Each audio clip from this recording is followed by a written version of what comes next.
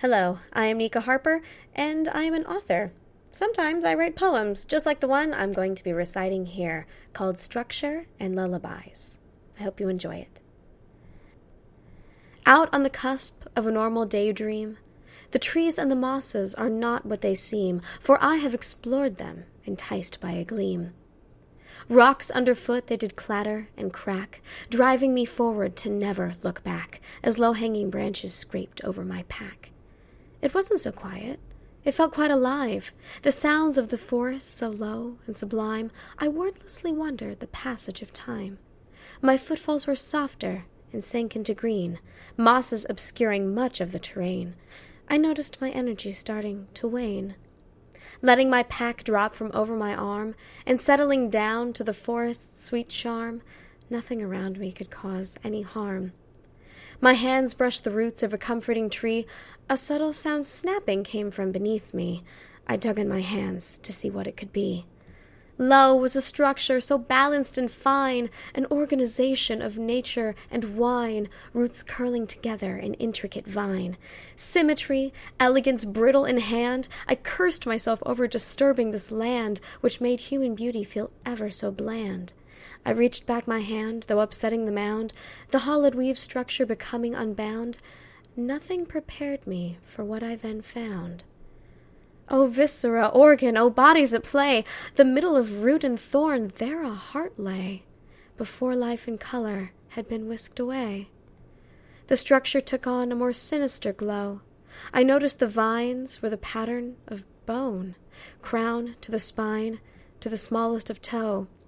A fairy or demon or piteous love, which came to rest as this tree towered above, and dreamed the same dreams we are most afraid of. I lurched into standing and hoisted my load, longing for comfort left in my abode, to wash away nightmares I found on the road. The forest sang quietly, whispers of mood. Though I considered my conscience quite shrewd, I could never rest amongst hearts worn so nude. Under the trees I did look for relief, noticing something beyond my belief, that rested so under each crisp, fallen leaf. It was not just one, but a forest of hearts. Each reaching tree was concealing its parts, a terrible slumber that oozed with dark arts. I fled for the opening, long did I run, looking for bodies disturbing not one, fighting the sleep that would have me undone. The edges were fading, the moss a great blur, yet nothing else in there was causing a stir. But how many slumbering bodies there were! Bleak thoughts and darkness did swirl through my head. I faltered and fell to my knees nearly dead, wondering which tree would be my deathbed. I rested atop an inhabited rise, feeling the bones and the mossy insides. I thought for a moment I must close my eyes. Shriveled and weak and upsetting was this, watching my life disappear with a hiss inside a body decayed and remiss. The dark little heart, it yet only remained, parted from heartstrings stretched lifeless and sprained, as yearning to meet with the heart they had pained. Slowly and sadly I let forth a tear that fell through the cracked ribs, and then it fell near, hitting the heart with a smoke and a sear. Was this a dream or a thought of the mind?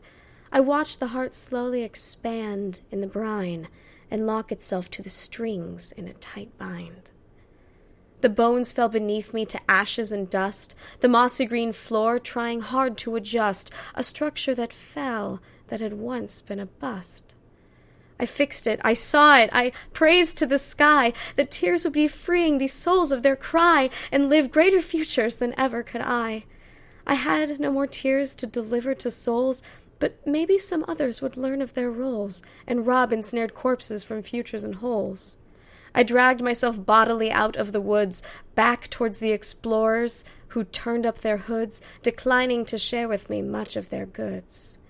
Something had happened when I was away, or maybe they knew, and they just would not say the price that my sorrow and tears had to pay. At last I was home and was laying in bed, remembering bones and the hearts of the dead. That vision would never erase from my head. Thank you very much for listening. You can find out more about my writing or projects that I'm working on at thisisnika.com. Hope you enjoyed it.